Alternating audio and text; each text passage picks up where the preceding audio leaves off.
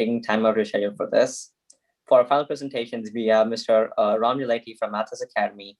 He'll share with us his experiences and his presentation on the college admission process, putting the puzzle together. Again, thank you so much.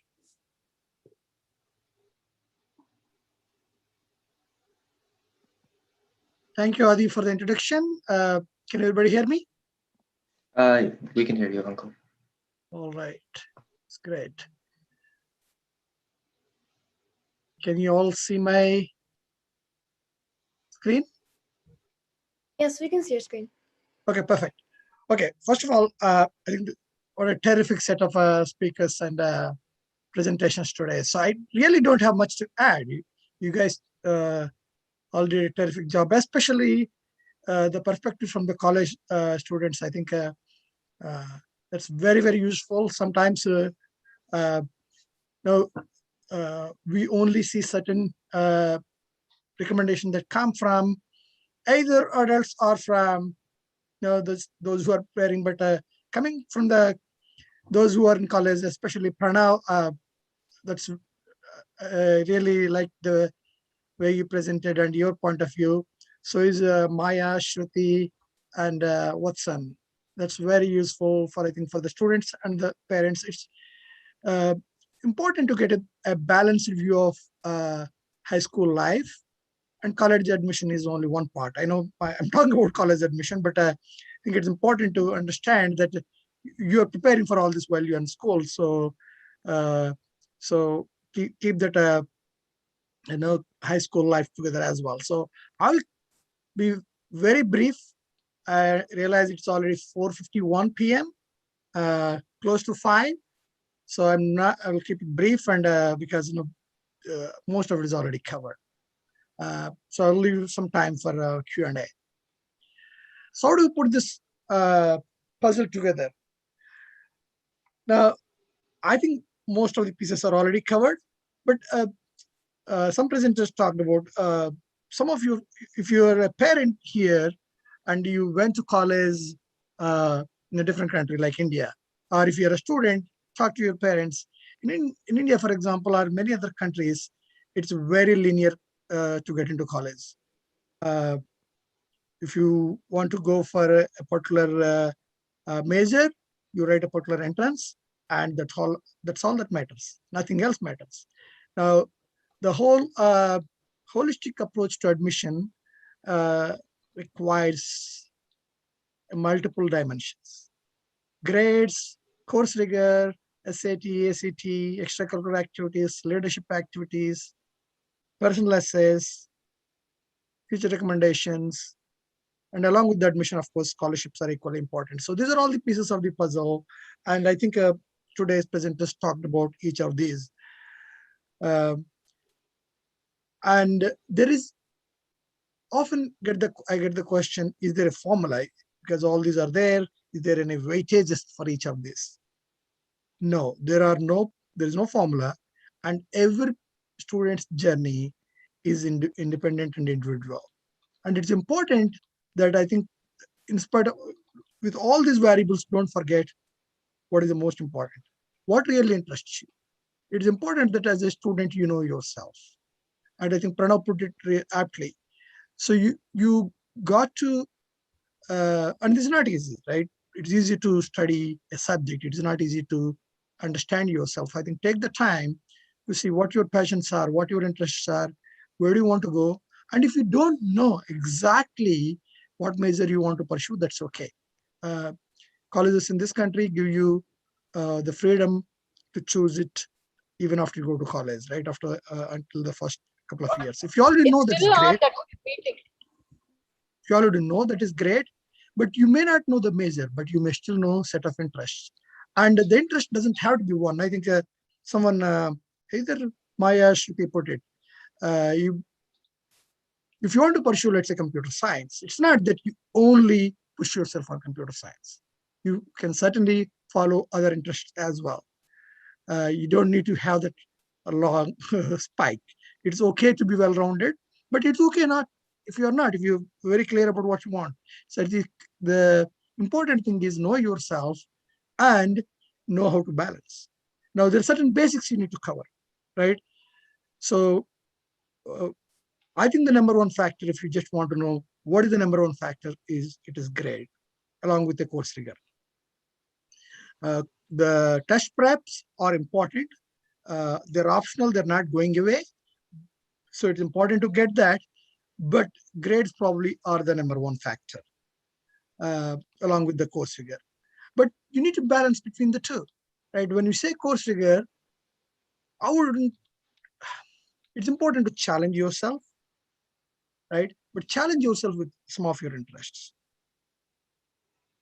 And you can take a combination of APs, or if you happen to be an IB school, then following the IB program there, honors and non-level courses. But also be realistic yourself. Be realistic about what courses you want to take. You want to challenge yourself and take as many as possible, but don't kill yourself. You have a life.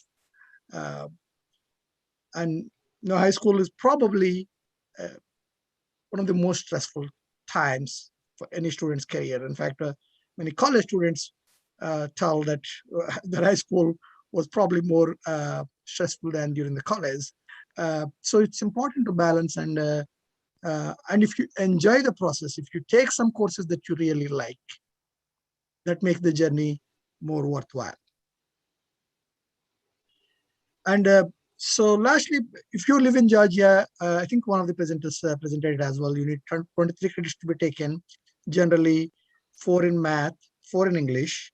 Science, 3 sufficient. Many students take 4 if you want to go into sciences.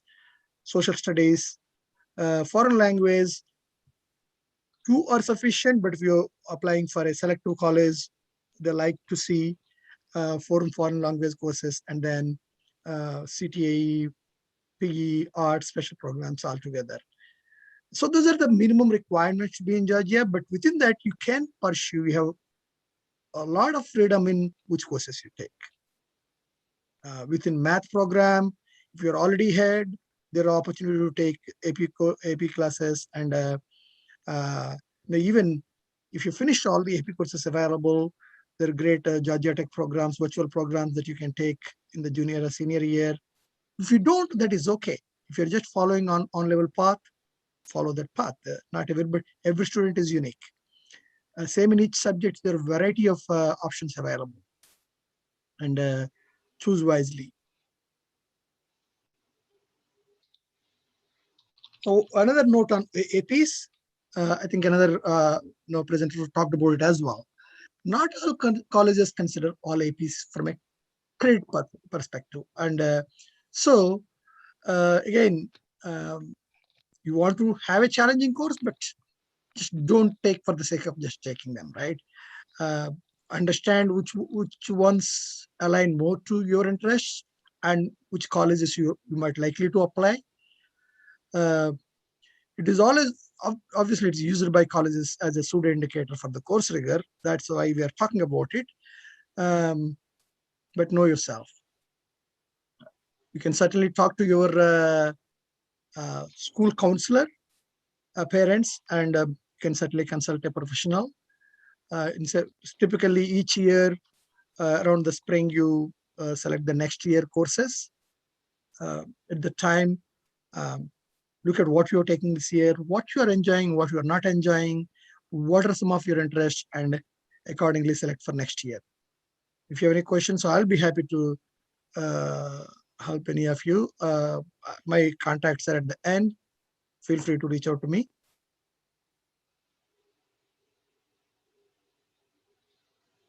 Okay.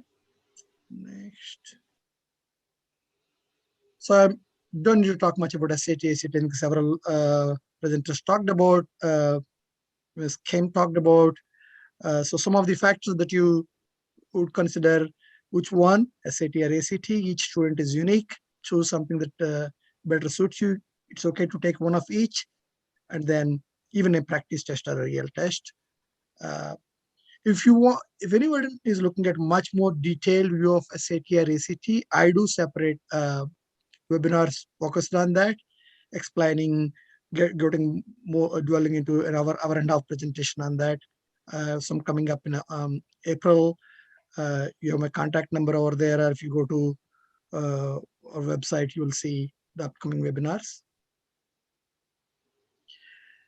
Personal essays are extremely important. I think several talked about. This is where you get an opportunity to present yourself on who you really are. A lot of reminding is just data points. And look at from an admissions officer's viewpoint, they are going application after application up, and they all look just number jumble, right? But it is really the essay that can stand out.